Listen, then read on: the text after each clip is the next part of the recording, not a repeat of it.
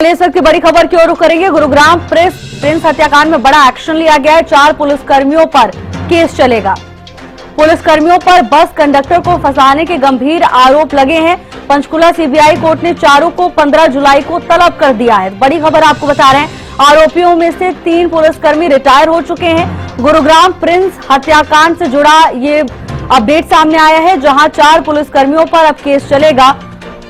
पुलिसकर्मियों पर bus conductor को फंसाने के गंभीर आरोप लगाए गए हैं।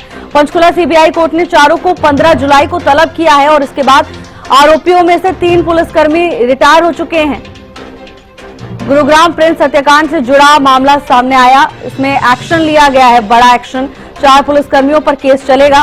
पुलिसकर्मियों पर बस कंडक्टर को फंसाने के गंभीर आरोप लगे हैं। पंचकुला सीबीआई कोर्ट ने चारों को 15 जुलाई को तलब किया है।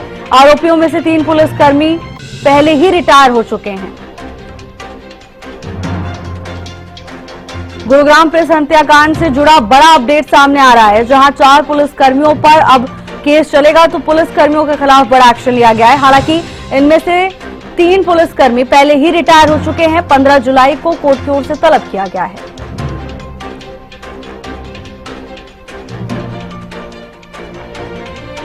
चार पुलिसकर्मियों पर गाज गिरी है। 4 पुलिसकर्मियों पर केस चलेगा। पुलिसकर्मियों पर बस कंडक्टर को फंसाने का आरोप है। अब इसी सिलसिले में जांच तेज हो गई है। और इसी खबर पर ज्यादा जानकारी के साथ हमारे साथ संजय राठौर जुड़ चुके हैं। संजय, बड़ा एक्शन लिया जा रहा है, क्या जानकारी इस पूरे मामले को लेकर?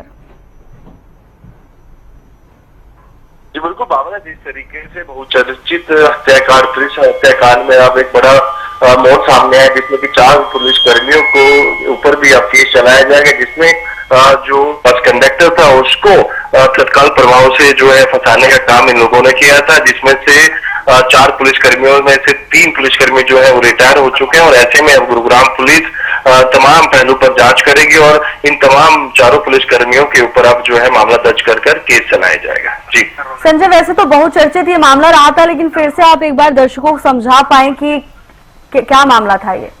जी बिल्कुल भावना, गुरुग्राम के एक निजी स्कूल में एक नाबालिग की हत्या कर दी जाती है। उस हत्या के बाद जो बस कंडक्टर है उसका नाम कहीं ना कहीं सामने आता है कि बस कंडक्टर ने इसकी हत्या की गई है। तत्काल जो कार्रवाई थी उसके अंदर उसको दोषी ठहराया गया था, लेकिन जब सीबीआई की मांग की गई और तमाम पहलू से जांच की गई, उसमें पता लगा कि स्कूल के ही एक स्टूडेंट ने जो है प्रिंस की हत्या की गई थी, क्योंकि एग्जाम में उसकी पूरी तैयारी नहीं थी। एग्जाम को डिले करने के चलते प्रिंस की हत्या कर दी गई थी, जिसमें गुरुग्राम पुलिस की बड़ी मशक्कत लगी थी। साथ ही साथ सीबीआई से भी इस पूरे मामले की जांच कराई गई थी। अब ऐसे में उन 4 पुलिसकर्मियों के ऊपर भी मामला दर्ज किया गया है, जिन्होंने तत्काल प्रभाव से जो बस कंडक्टर है उसके ऊपर जो है मामला दर्ज किया गया था और उसको आरोपी साबित किया गया था।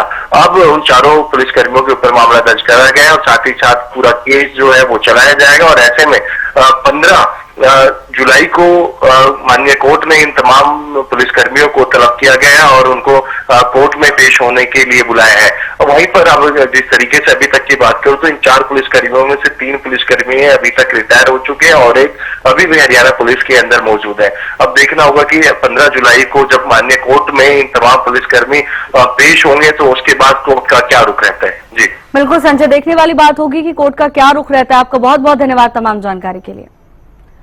4 पुलिसकर्मियों पर केस चलेगा, तलब भी कर दिया गया है।